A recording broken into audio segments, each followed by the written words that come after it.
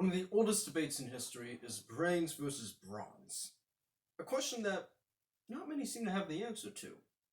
However, in Big Klaus and Little Klaus by Hans Christian Andersen, we learn just how much brains truly does triumph. This story is intended for a younger audience. A long time ago, in a German village, there were two men named Klaus. Big Klaus was a strong and pretty rich old man, considering that he herded cattle for a living. And Little Klaus was a weak, poor young man. However, he did have some pretty big brains on him. But because he was poor, he'd often have to ask Big Klaus if he could borrow one of his cattle, considering that Little Klaus only had one. Big Klaus agreed, so long as he, one, always paid Big Klaus, and two, never claimed that Big Klaus's cattle was actually Little Klaus's cattle. Little Klaus agreed to this. He'd usually pay him with what little money he had, but he never really took the second rule so seriously. In fact, one day, when he got overly excited, he started jumping up and down, saying, "Oh, I love my beautiful cattle." Big Klaus yelled, "You say that again, and you're gonna pay." Unfortunately, he said it again, this time in a fit of rage. "Oh, why can't my stupid cattle just—" "You are going to pay now," Big Klaus yelled.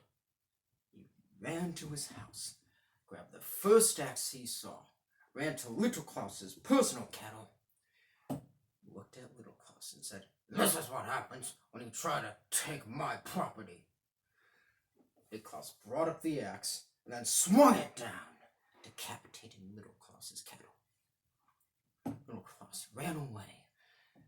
Big Klaus decided that he'd look for Little Klaus tomorrow when it was bright and early, and went to bed for the night. Little Klaus knew he had to get out of town, but he needed money. Well, he could simply sell his cattle. I mean, it has organs and leather, it should do.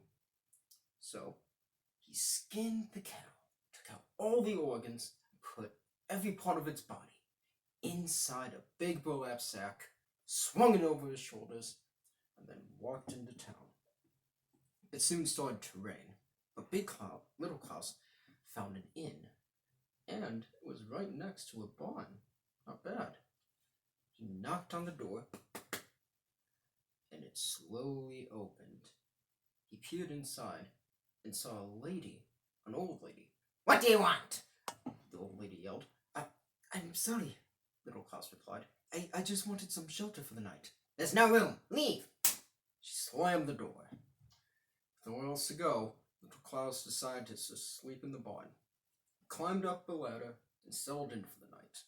But before he fell asleep, he could see in the window that there was a table with fine wine and bread and delicious-looking meat, and a rather handsome-looking young man.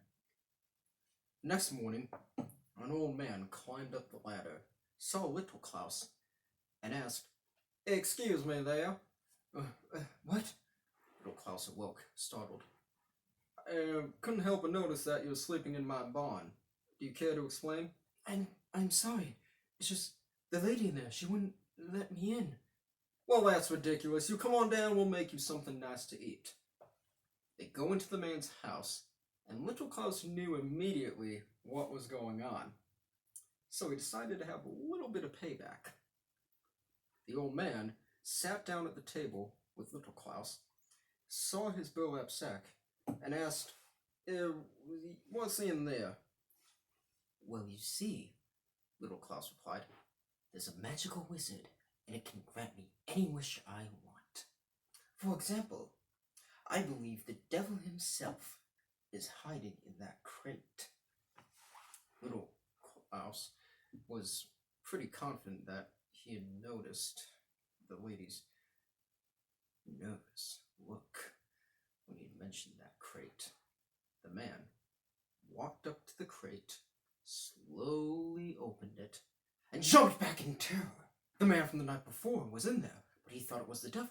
So he slammed it shut, chained it up, and asked Little Klaus if he could take his burlap sack with the magical wizard and also have Little Klaus dump the crate in the river. In return, he'd give Little Klaus a nice big sack of gold. Little Klaus agreed to this, took the gold, gave his burlap sack to the man, and took the crate to the bridge where the river was.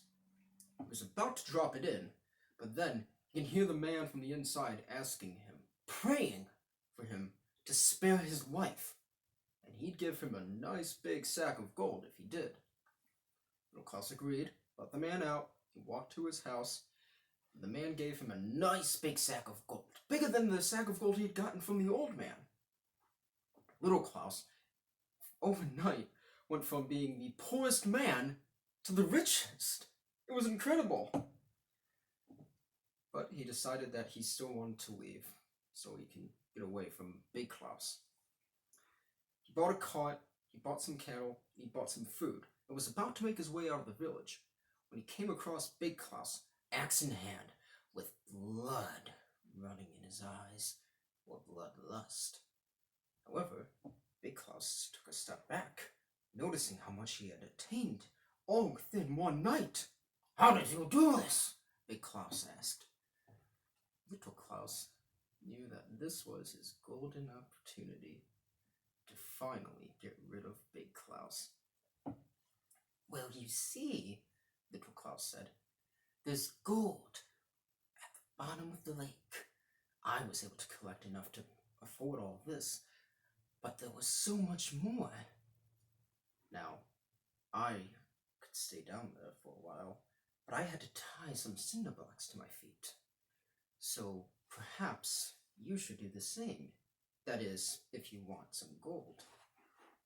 So, Big Klaus, finding 2 cinder blocks, tied them to his legs, and then jumped in the river, never re-emerging. And Little Klaus was able to prove that brains is the true winner. Thank you.